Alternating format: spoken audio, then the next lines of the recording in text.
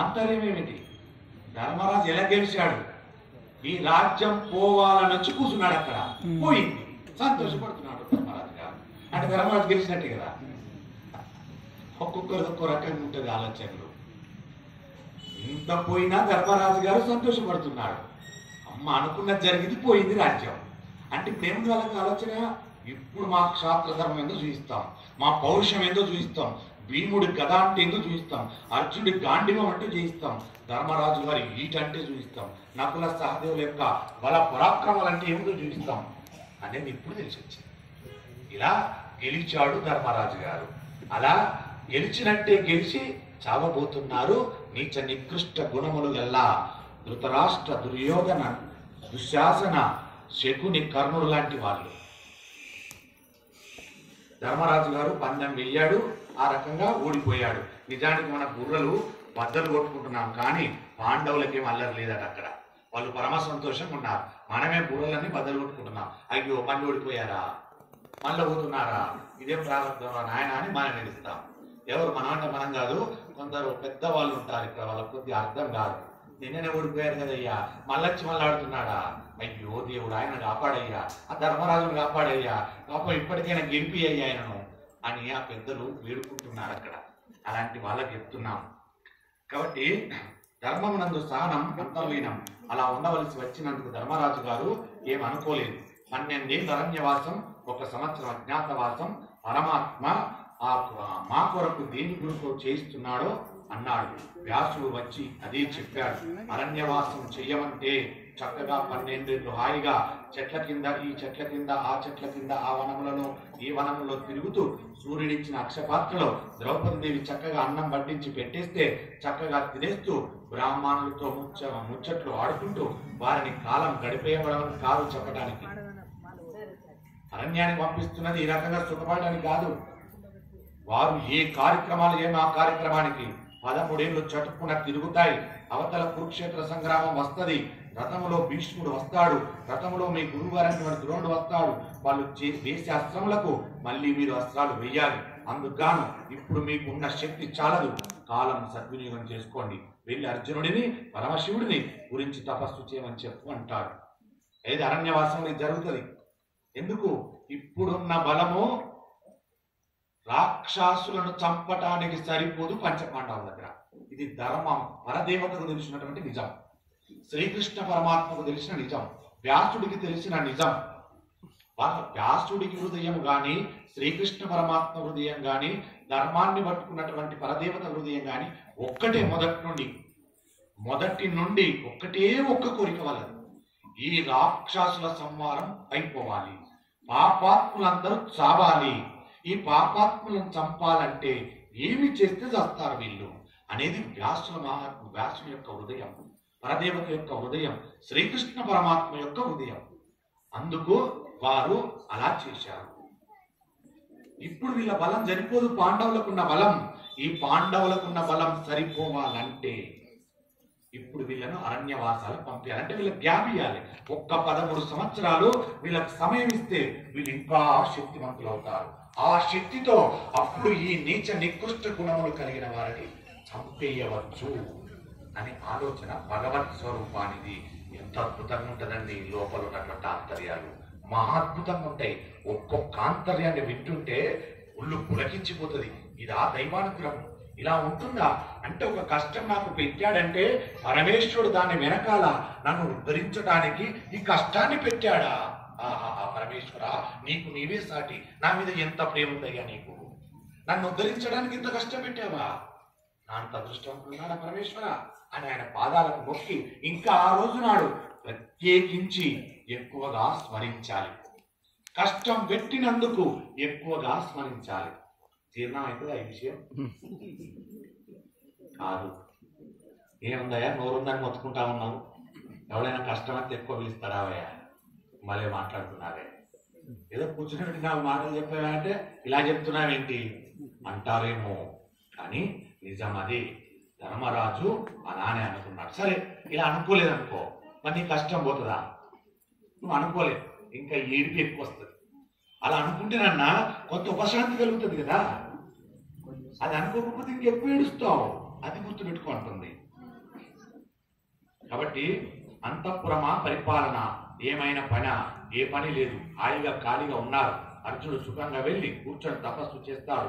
పరమేశ్వరుడు ప్రత్యక్షం అవుతాడు, పాశుపతాస్త్రం ఇస్తాడు. 12 ఏళ్ల అరణ్యవాసం, 1 సంవత్సరం అజ్ఞాతవాసం.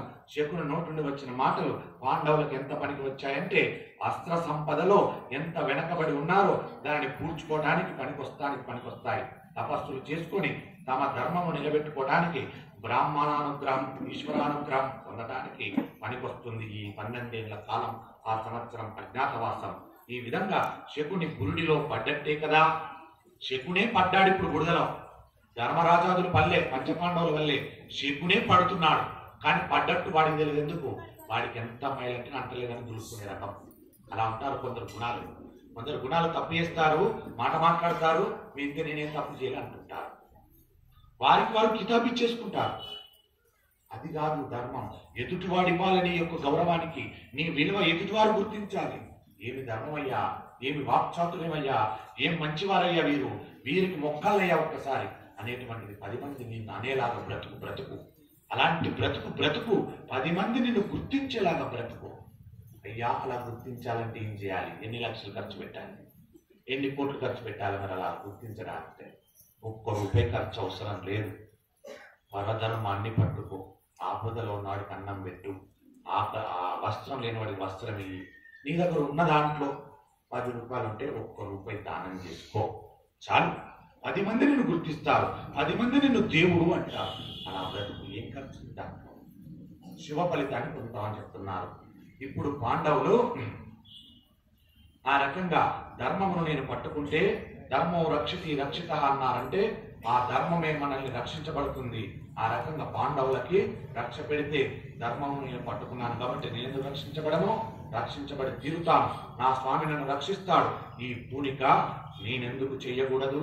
నాకు కష్టం వచ్చిందంటే, నేను ధర్మాన్ని పట్టుకున్నందుకు కష్టం వచ్చిందంటే ఖచ్చితంగా పరమేశ్వరుడు వస్తాడు, నన్ను కాపాడుతాడు అనే పూనిక నీలో ఉండాలి తప్ప, నేను పరమేశ్వరుడు నమ్ముకున్నందుకు నా దైవమే నన్ను శిక్షించింది అనే భావనతో ఒక్కనాటికి రాడు పరమేశ్వరుడు. నేను ధర్మాన్ని పట్టుకున్నందుకు కష్టం వచ్చింది, ఈశ్వరుడు ఎక్కడున్నాడు అని అనకు రాడు. నేను ధర్మాన్ని పట్టుకున్నాను, కష్టం వచ్చిందంటే తక్షణం ఏదో సమయంలో పరమేశ్వరుడు రాబోతున్నాడు నా దగ్గరికి అని అర్థం చేసుకో, బాగుపడతామని చెప్తుంది మహాభారతం. ఇప్పుడు పాండవులు ఓడిపోయారు. 12 ఏళ్ల అజ్ఞాతవాసం, 1 సంవత్సరం 12 ఏళ్ల అరణ్యవాసం, 1 సంవత్సరం అజ్ఞాతవాసాన్ని పెట్టుకున్నటువంటి పందెంలో శకుని గెలిచాడు, దుర్యోధనుడు గెలిచాడు. మీరు ఓడిపోయారని పక్క నవ్వేశారు శకుని, కర్ణుడు, దుశ్శాసనుడు, దుర్యోధనాదులు అందరూ నవ్వేశారు. ఇక మీ పని అయిపోయింది, ఇక వెళ్ళండి. మీ యొక్క పౌరుషాలు ఏమున్నాయో అడవులలో, మృగాల యందు, చెట్ల యందు, పక్షుల యందు చూపించుకోండి అని ఏలనతో నవ్వుతున్నారు. వారు నవ్వుతూ వారిని అక్కడికి అవమానపరుస్తూ పంపిస్తున్నారు. ఇప్పుడు పాండవులు బయలుదేరారు. వెళ్ళి ధృతరాష్ట్రుడికి నమస్కారం చేశారు. ఎందుకు నమస్కారం? మమ్మల్ని గెలిపించినందుకు నీకు రుణపడున్నామయ్యా అని నమస్కరిస్తున్నారు. గెలిచారు ఇప్పుడు పాండవులు. ఆయన వెళ్ళి ధృతరాష్ట్రుడికి నమస్కరిస్తున్నారు. ఆయన ఆంతర్యం ఏంది? ధర్మరాజు ఆంతర్యం. మమ్మల్ని గెలిపించావయ్యా, మేము అనుకున్న కోరిక తీరేలాగా చేశావు అని పరోక్షంగా ఆంతర్యంలో మనస్సులో ఆ ధర్మబుద్ధిని పెట్టుకొని నమస్కరిస్తున్నాడు ధర్మాత్ముడైన ధర్మరాజు ధృతరాష్ట్రుడికి. ఇలా ఉండాలి. ఎదుటివాడు శత్రువు అని తెలిసినా నాకు మోక్షాన్ని ఇవ్వటానికి నాతో పోరాటం చేస్తున్నావా, నీకో వందనం, నీ పాదపద్మంలోకి 100,000,000 వందనాలు అన్నవాడు మహనీయుడు, మహాత్ముడు. అలాంటిది రావాలంటే, అలాంటి గుణాలు మనకు రావాలంటే సాధన చేయాలి. ఎలా సాధన చేస్తాం? ఎవరు చేస్తారు మనతో సాధన? మహాభారతం వింటే సాధన చేస్తుంది.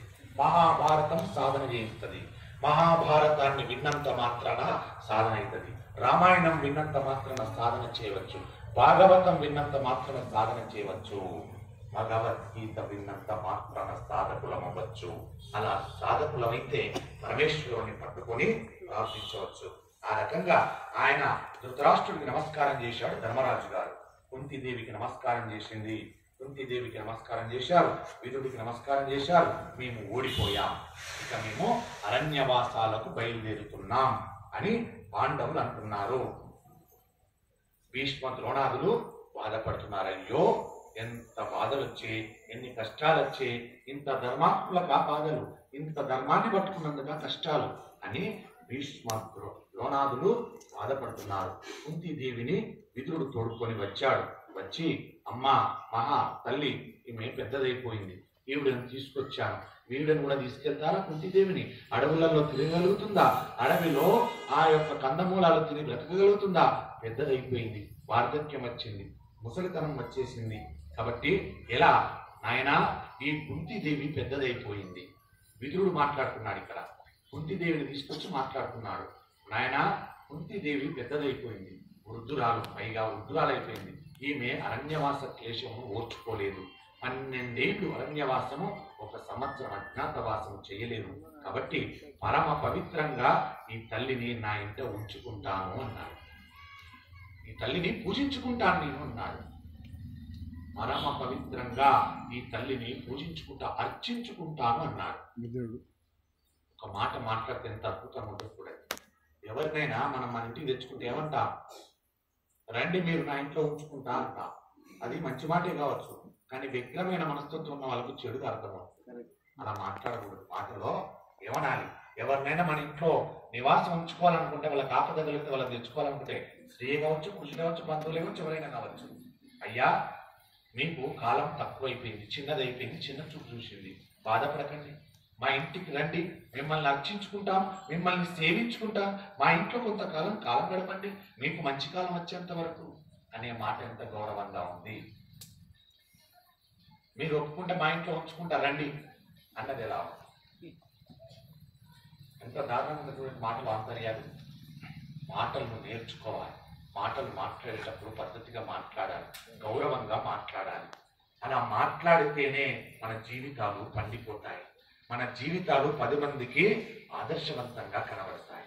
మాటలలో తేడా, ఒక్క మాట మనిషి గౌరవాన్ని అమాంతం పెంచేస్తుంది. ఒక్క మాట ఎక్కడో ఉన్న పర్వతాలలో ఉన్న వాడిని తీసుకొచ్చి భూమి మీద పడేస్తారు. మాట జాగ్రత్త, వాక్కు జాగ్రత్తగా మాట్లాడాలి. అంటే ఎలా మాట్లాడగలం? మనం ఏమి చూస్తే మాట్లాడగలం? మహాభారతం వింటే మాట్లాడగలం, మహాభారతాన్ని చదివితే మాట్లాడగలం, మహాభారతాన్ని ఇంట్లో ఉంచుకుంటే మాట్లాడగలం. ఎంత అద్భుతంగా చెప్తారండి వాక్యాలు. కాబట్టి ఈ 12 ఏళ్ళు అరణ్యవాసం, అజ్ఞాతవాసం చేయలేదు ఈ తల్లి. కాబట్టి ఈ తల్లిని నా ఇంట అర్చించుకుంటాను, పూజించుకుంటాను, నా ఇంట ఉండి ఈమెను నేను అర్చించుకుంటాను అన్నాడు. అది మాట గౌరవం. ఆవిడ సాక్షాత్తుగా పాండురాజు గారి భార్య. ధృతరాష్ట్రుడు, పాండురాజు, విదురుడు వీళ్ళందరూ సహజ జన్ములు. విదురుడు ఆమెను తన ఇంటి యందు ఉంచుకొని అర్చించుకుంటానన్నాడు. నా బ్రతుకు పండింది అన్నాడు. ఇప్పటికైనా ఈ తల్లి సేవ చేసుకొని నా జన్మను సార్థకత చేసుకుంటానన్నాడు విదురుడు. కాబట్టి ఆవిడ నేను అర్చిస్తానన్నాడు, ఈ తల్లి నేను పూజించుకుంటానన్నాడు. 5 పాండవులు ద్రౌపది దేవి వచ్చి కుంతీదేవికి నమస్కరిస్తున్నారు. అరణ్యవాసానికి బయలుదేరేటువంటి సమయం ఆసన్నమైంది పాండవులకి.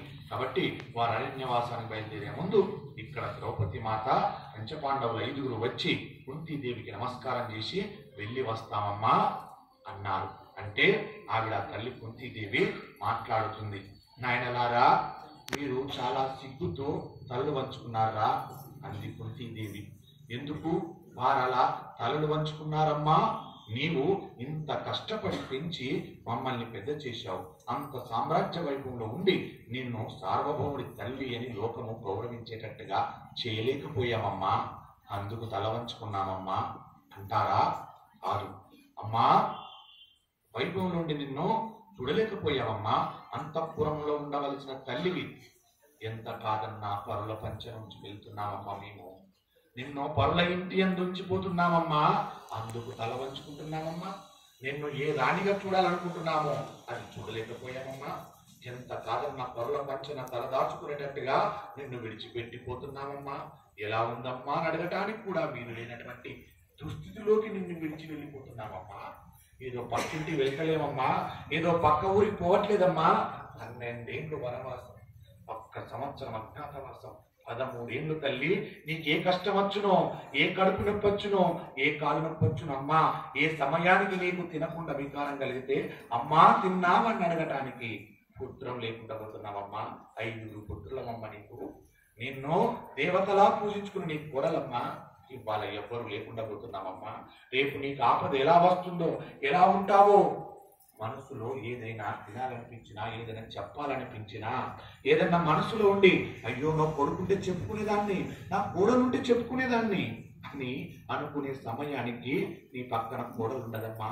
నీ పుత్రుల 5 ఒక్కడు ఉండడమ్మా. నీ బాధ ఎవరు చూస్తారమ్మా అని పాండవులు ఏడుస్తున్నారు. అమ్మా, ఎంతటి దుష్టత తల్లి, 13 సంవత్సరములు వెళ్ళిపోతున్నామమ్మా. ఇది వాళ్ళ సిగ్గు, ఇది వాళ్ళు బాధపడుతున్నటువంటి తీరు. పంచపాండవులు రాజ్యం పోయిందని కాదు, రాజ్యం పోయిందమ్మా అని బాధపడతలేరు వాళ్ళు. రాజ్యం ఎంతసేపు తెచ్చుకోవచ్చు, అది కాదు. ఆ దానికి బాధపడట్లేదు. కొడుకులను చూసి కుంతీదేవి ఏడుస్తుంది, బాధపడుతుంది. నాయనలారా, ఎలా ఉండేవారు మీ నాన్న పాండురాజు, ఎంతెంత రాజ్యాన్ని వైభవంగా పోషించారు. మిమ్మల్ని ఏ కారణానికి అన్నానరా? ఈ రకంగా మీరు అడవుల పాల్గొవడానికి అన్నానా? ఏ రకంగా పెంచానరా? ఒక్కదాని నుండి తండ్రి పోయినా, కట్టుకున్నటువంటి వాడు చచ్చిపోయినా, నేను ఒక్కదాన్ని బ్రతికుండి మిమ్మల్ని సాకానురా. దేని గురించి సాకానురా? ఎన్ని కష్టాలు పడ్డానురా, ఎన్ని అవమానాలు పడ్డానురా. ఇన్ని అవమానాలు పడి చూసేది ఎందుక? మీరు అరణ్యవాసాలు బట్టి పోవాల్సినందుక? ఇది చూడటానిక నేను బ్రతికున్నది. ఆనాడే మాద్రిపోయినట్టుగా నేను పోతే ఇవాళ ఇది చూసేవాడిని కాదు కదరా. ఈ వార్ధక్యంలో, ఈ వృద్ధాప్యంలో మిమ్మల్ని ఇలా చూసి తట్టుకోలేకపోతున్నాను రా అని తల్లి కుంతీదేవి ఏడుస్తూ మాట్లాడుతుంది. నా తల్లి, అమ్మా, వాళ్ళు అలా మాట్లాడుతుంటే పక్కన పెట్టి ధర్మమునకు కట్టుబడి, అమ్మా బాధపడకమ్మా, దిగులు పడకమ్మా, నారచీరలు కట్టుకొని అరణ్యములన్నీ తీసి పక్కన పెట్టి, ఆభరణాలన్నీ తీసి పక్కన పెట్టి, అమ్మా ధర్మమునకు కట్టుబడి సూర్యుని వంటి తేజస్సు కలిగినటువంటి నీ బిడ్డలమ్మా, ఇవాళ చిన్న చూపని బాధపడకమ్మా, దిగులు పడకమ్మా, నీ పక్కనే ఉంటామమ్మా. నిన్ను తల్లిలా చూసుకున్నటువంటి విదురుడున్నాడమ్మా, అయినా దిగులేనమ్మా. ఏం చెప్పుకుంటావు విదురుడితోటి? నీకేదో బాధ కలిగింది మనస్సులో, ఆ బాధను విదురుడితో చెప్పుకుంటావా? ఆయన నిన్ను దేవతలా పూజిస్తున్నాడేమో అని చెప్పగలవా అమ్మా? చెప్పలేవమ్మా. బాధమ్మ నీది. ఈ బాధని ఎలా పంచుకోవమ్మా మేము అని ఏడుస్తున్నారు ఆ పంచపాండవులు 5. అమ్మా, ఆమె తేజస్సు కలిగినటువంటి తన బిడ్డలు అలా నిలబడి కాళ్ళకు నమస్కారం చేసి, అమ్మా వెళ్ళొస్తామమ్మా అంటే, ఎక్కడికి వెళ్తున్నారు నాన్న? వెళ్ళి రావడానికి రేపు వస్తారా? పక్కూరికి వెళ్తున్నారా? ఏదో పక్క రాజ్యానికి అలా వెళ్ళి 4 రోజులు వస్తారా? బిడ్డ, కాళ్ళు మొక్కిపోతుంటే వెళ్ళొస్తామంటే ఎక్కడ పోతున్నారు అనుకోవాలా నేను అని నా తల్లి కుంతీదేవి ఏడుస్తూ విలవిలా కళ్ళ పట్టి నీరు గారుస్తూ ఏడుస్తుంది. ఆ తల్లి ఏడుస్తూ ఆవిడ అంటుంది, అమ్మా, ఆవిడకు నోట మాట రావట్లేదు కుంతిమాతకు. ఏడుస్తూ ఒక పక్క నిలబడిపోయి ముఖం తిప్పేసుకుంటుంది. కొడుకులు ఏ రకంగా చూడాలి? ఎలాంటి కొడుకులు, ఎలాంటి వైభవము, ఎలాంటి రాజ్యాలు పరిపాలించారు, నా కొడుకులకి ఏమిటి స్థితి అని ఆ తల్లి కుంతిమాత ఏడుస్తుంది. అలా ఏడుస్తూ ఆవిడ అంటుంది, నోట మాట రాక నిలబడిపోయి కన్నుల వెంట నీరు కారుతుండగా, ఆ తల్లి దుర్శాసమునకు పశువులైపోయారు, దూర్ష ఈర్ష ద్వేషాలకు పశువులైపోయారు బిడ్డ, పశువులైపోయారు బిడ్డ. ఏమిటి జూదమాడి రాజ్యమును పోగొట్టుకొని మిమ్మల్ని చూడకుండా ముందే శరీరమును విడిచిపెట్టేస్తే ఉత్తమ లోకాల కన్నా వెళ్ళిపోయేదాన్ని రా. ఇవాళ నా ముందు, నా కళ్ళ ముందు మీరు రాజ్యాన్ని వదిలేసి భ్రష్టులైపోయి జూదమాడి ఓడిపోయి అరణ్యవాసాలకు వెళ్ళిపోతుంటే చూడలేకపోతున్నాన్రా, తట్టుకోలేకపోతున్నాన్రా. దీనికంటే చస్తేనే చచ్చినటువంటి మాతృ గొప్పదైపోయిందిరా. ఇవాళ ఇన్ని కష్టాలు పడ్డది నాకు ఒక ఎత్తు అయింది, ఇవాళ మీరు అరణ్యాల వాసాలకు పోతుంటే అదొక ఎత్తు అవుతుందిరా, తట్టుకోలేకపోతున్నాన్రా అని ఏడుస్తుంది నా తల్లి. ఆ రకంగా మమ్మల్ని చూడకుండా ముందే శరీరాన్ని విడిచిపెట్టేస్తే బాగుండేమో అని ఆ తల్లి ఏడుస్తుంది. మీ తండ్రి అదృష్టవంతురా, మీ పిన్ని మాతృ అదృష్టవంతురాలురా. ఈ బాధ చూడలేక వాళ్ళు ముందే వెళ్ళిపోయారు. నేనేం పాపం చేసుకున్నాను? కన్న కొడుకులు ముందట ఇంత వేదన పడుతుంటే, ఇంత ఏడుస్తుంటే తట్టుకోలేకపోతున్నాను రా. తల్లి నెత్తినకెత్తుకొని బతికి ఉన్నందుకు ఈ దుఃఖం నాకు కలిగిందిరా. ఇది చూసడానికేనా నాకు ఈ బాధ? ఇందుకోసమేనా నేను బ్రతుకున్నది? ఇందుకేనా మిమ్మల్ని పెంచి పెద్ద చేసింది? ఇన్ని అవమానాలు పొంది, ఇన్ని బాధలు పొంది, నా తలరాత ఇలా రాసిందిరా అని ఏడిస్తే కుంతీదేవి బాధ చూసి అందరూ ఏడ్చారు.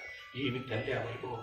ఎక్కడ సుఖపడ్డది నా తల్లి కుంతీదేవి? పుట్టింది మొదలు ఇప్పటి వరకు నా తల్లికి బాధాలే. మన తల్లికి కుంతీదేవిని చూసి అక్కడున్న వారందరూ ఏడుస్తున్నారు. ఏమి తల్లి నీకు ఏమి బాధ కలిగే తల్లి అని అక్కడున్న పట్ట ప్రజలందరూ కూడా ఏడుస్తున్నారు. ఆవిడ పడినటువంటి కష్టము సామాన్యమైన కష్టము కాదు. ఆవిడ సహదేవుని వంక చూసి మాట్లాడుతుంది. అయ్యా సహదేవా, ఏమిటిరా నీకు బాధ, ఏమి కష్టమురా? ఆ తల్లి అంటుంది, నాయనా సహదేవా, నీవు ఆఖరి వాడవు, నీవు కూడా వెళ్ళిపోతున్నావురా.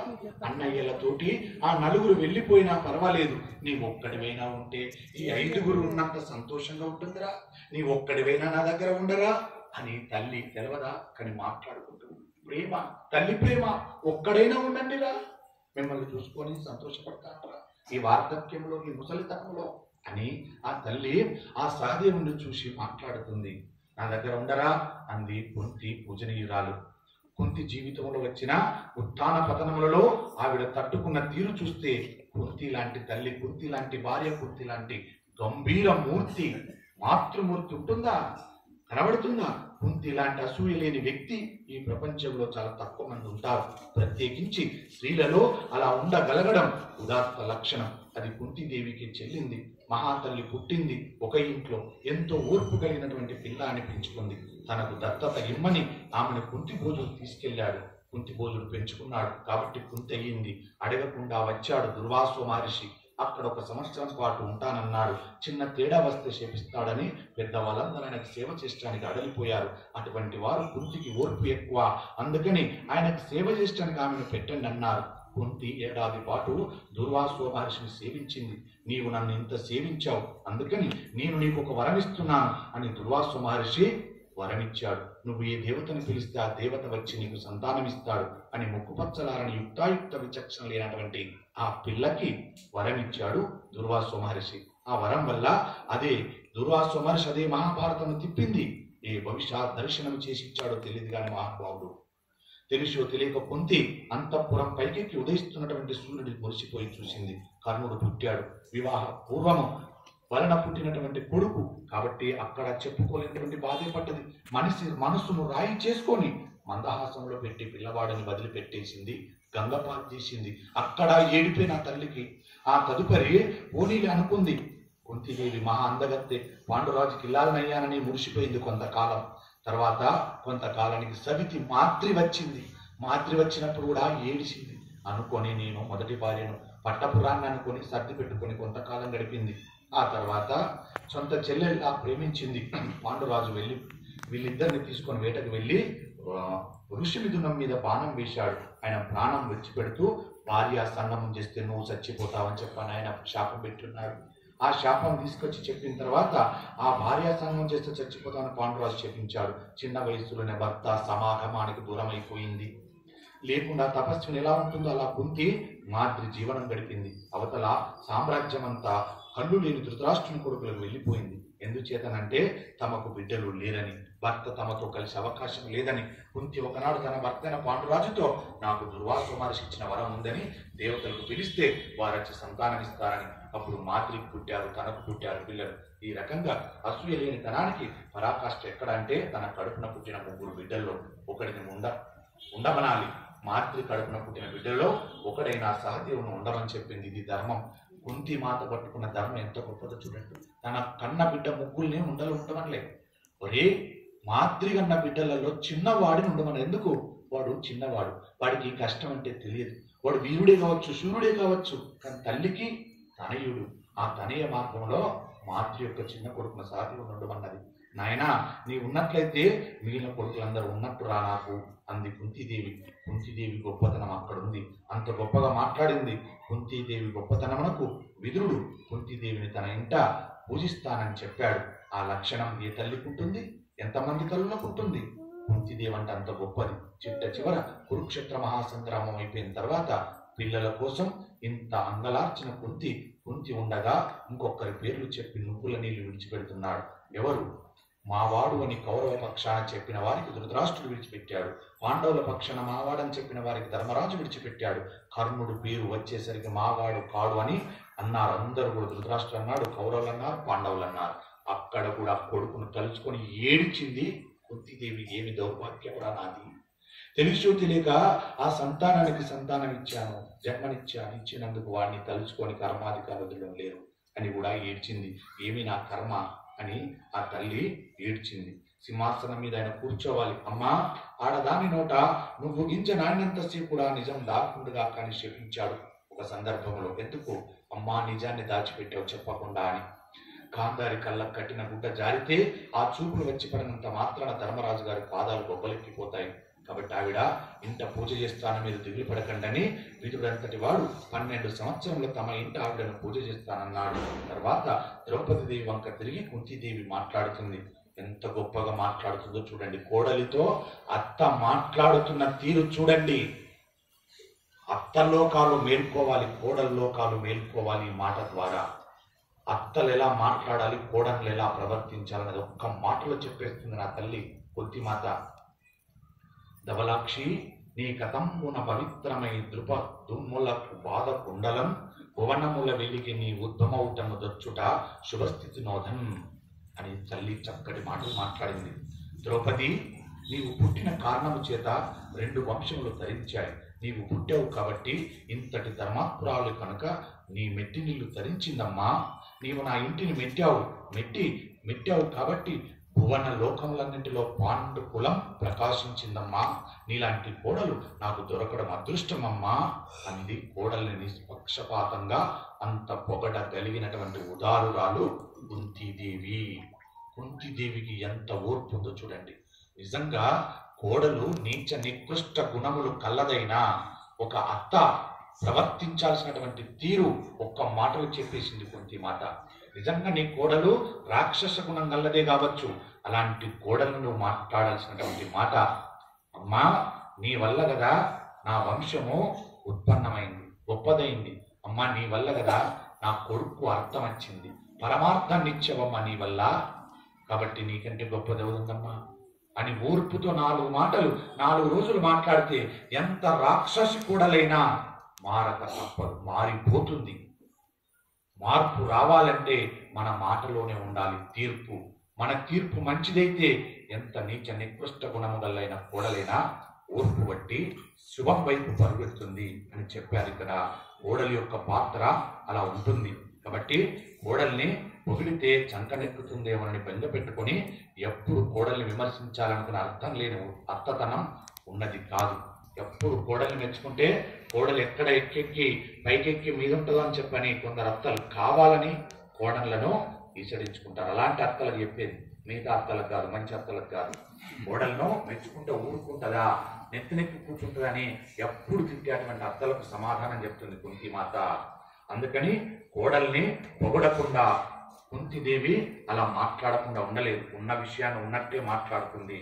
ఎప్పుడు కోడల్ని విమర్శించాలనుకున్న అర్థం లేని అత్తతనం ఉన్నది కాదు కుంతిమాత. అంతటి మహాతల్లి కుంతిదేవి అంటుంది ఇంకా, అమ్మా పరమ ధర్మాత్ములైన ఈ 5 భర్తలతో కలిసి అరణ్యవాసములకు వెళ్ళి ఆ క్లేశములకు ఓర్చి వాళ్ళకి సేవ చేయాలని వెడుతున్నావా అమ్మా? ఏమి దుస్థితి వచ్చి తల్లి నీకు, ఏమి కష్టం వచ్చి తల్లి? మహారాణిల రాజ్యంలో ఉండాల్సిన దానివి, ఎందరో దాసీధనాలతో సేవ చేయించుకునే దానివి తల్లి. ద్రౌపద మహారాజు ఇంట అయ్యో నిజంగా పుట్టావు, స్వర్గలక్ష్మిగా పుట్టావమ్మా. పుట్టినందుకు మా ఇల్లు నెట్టినందుకు నీకు దుస్థిత తల్లి, ఏమి కష్టం వచ్చి తల్లి అని నీ పతివ్రత ధర్మం చాలా గొప్పదమ్మా. ఇటువంటి దానివి కోడలు అయ్యావు, మా అదృష్టం తల్లి. కొడుకులు సుఖాలు ఉన్నప్పుడు వాళ్ళ భార్యనని చెప్పి కోడలు సంతోషించడం గొప్పతనం కాదు. భర్త అన్ని తీసుకొచ్చి పెట్టినప్పుడు నా గొప్ప భర్త అని చెప్పుకున్నది ఇల్లాలు కాదు. భర్త ఏమీ లేనప్పుడు, భర్త కష్టాలు పడుతున్నప్పుడు, భర్త ఇబ్బందులు పడుతున్నప్పుడు, ఆ పూటకు తిండి పెట్టనప్పుడు ఆ ఇల్లాలు నా భర్త గొప్పవాడని చెప్పుకున్న ఇల్లాలు మహాపతివ్రత అని చెప్పింది మహాభారతం. అంతే తప్ప అన్ని ఇచ్చినప్పుడు గొప్పోడు, ఏమీ లేనప్పుడు నీచ నికృష్ట దుర్మార్గుడు, ఈ దుర్మార్గుని ఎందుకు వివాహం చేసుకున్నానన్నటువంటి ఆడది కాదు, రాక్షసు అని చెప్పింది మహాభారతం. ఆలోచించుకొని చెప్పింది. అమ్మా కొడుకులు కష్టాల్లో ఉన్నప్పుడు అత్తయ్య గారు నేనున్నానని భర్తను ఒక్క మాట అనకుండా నేను ఓదార్చడానుకున్నానని బయలుదేరుతున్నావా తల్లి? ఇదా తల్లిని ఉదార్త గుణం? ఎంతటి గొప్ప గుణం తల్లి నీది!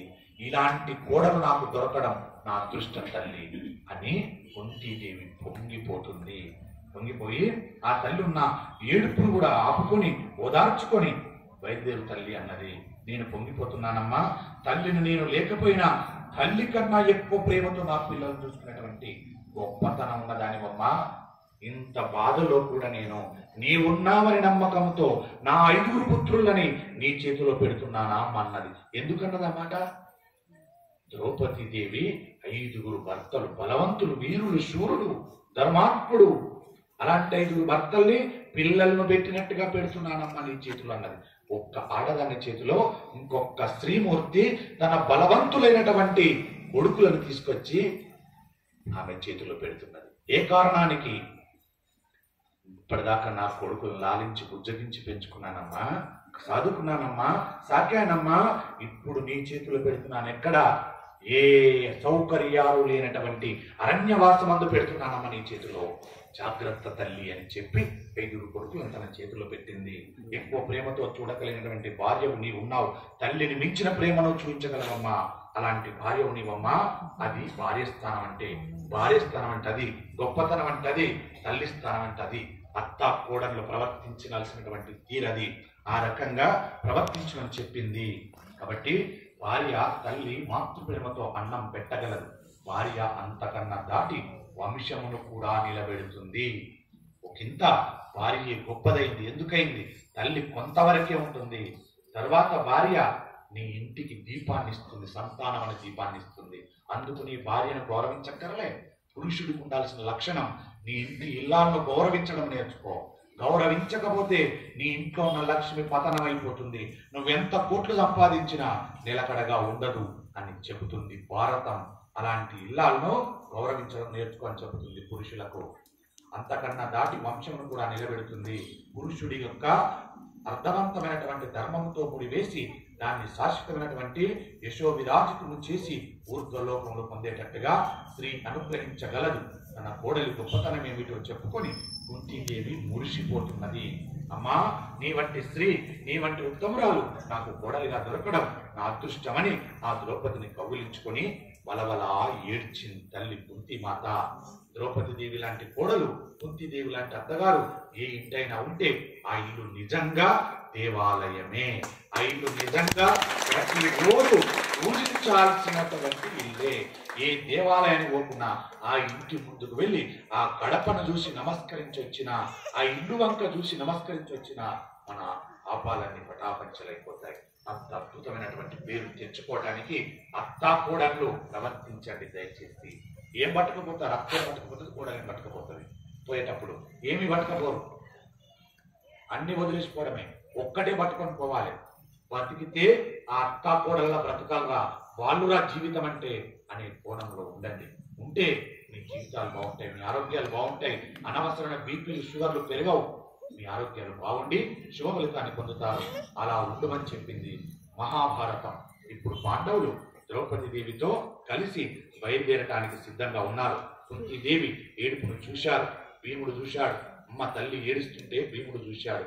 చూసి ఇంతమంది బాధపడటానికి కారణమైనటువంటి దుర్యోధనుని తొడలు విరగొడతానని ఇంతకు ముందు ప్రతిజ్ఞ చేశాను. తొడలు విరగొట్టడం కాదమ్మా, తొడలు విరగొట్టి కింద పడగొట్టి నేల మీద పడిపోయిన దుర్యోధనుని తలను నా కాలితో తన్నుతానమ్మా. ఇప్పుడు కొత్త ప్రతిజ్ఞ చేస్తున్నానమ్మా. ఎందుకు తెలుసా? తల్లి యొక్క ఏడుపును చూసి, కుంతీదేవి యొక్క ఏడుపును చూసి నాయనలారా వెళుతున్నారా అని తల్లి ఏడుస్తున్న తీరుకు భీముడికి మళ్ళీ ప్రతిజ్ఞ చేయాల్సి వచ్చింది. అమ్మా, వాణ్ణి వట్టిగా వదిలిపెట్టను, వాణ్ణి కింద పడగొట్టి వాని తలను నా కాలుతో తన్నుతానమ్మా. ఇప్పుడు కొత్త ప్రతిజ్ఞ చేస్తున్నానమ్మా.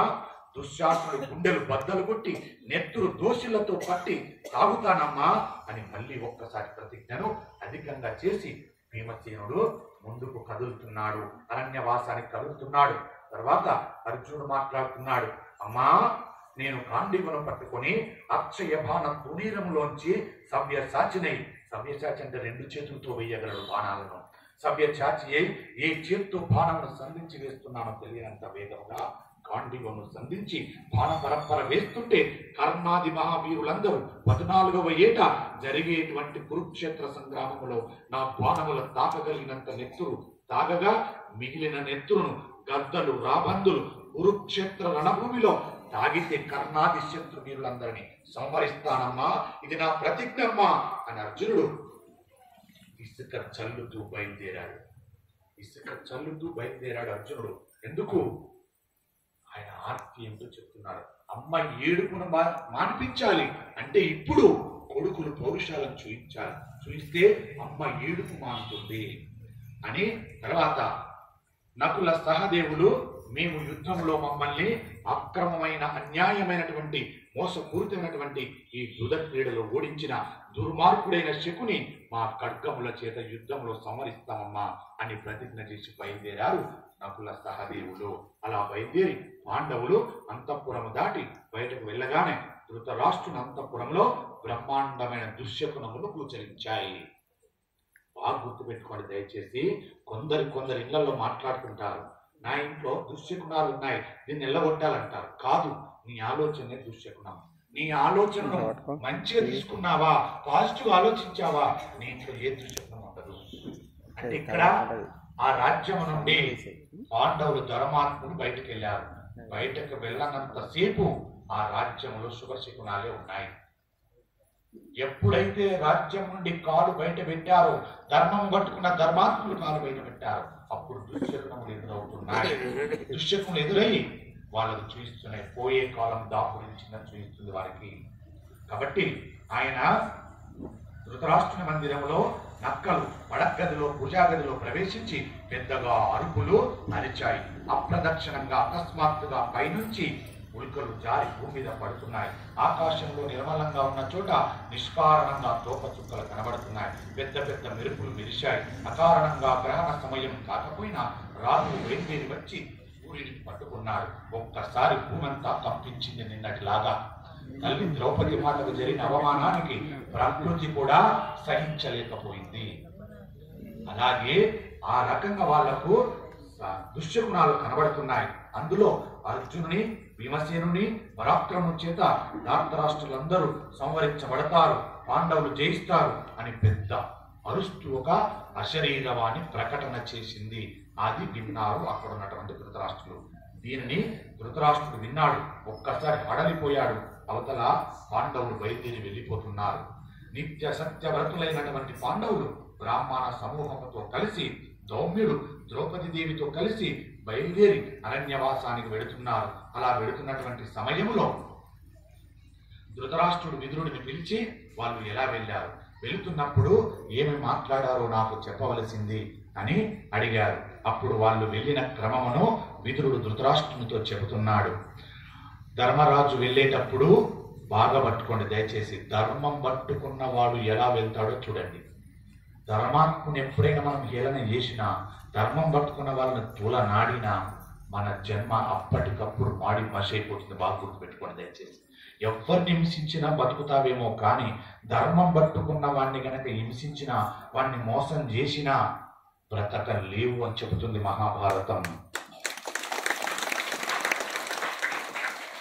ధర్మరాజు వెళ్ళేటప్పుడు తన ముఖం ఎవరికి కనబడకుండా బట్ట ముఖానికి కప్పుకొని బయలుదేరి వెళ్తున్నాడు. ఎందుకు? ముఖం చూయించుకోలేకపోతున్నాడు. ఇదే కదా మనకు వచ్చినటువంటి ఆలోచన. ఓహో, ఇంత బతుకు బ్రతికి ధర్మరాజు ఇవాళ ముఖం చూయించుకోలేకపోతున్నాడు.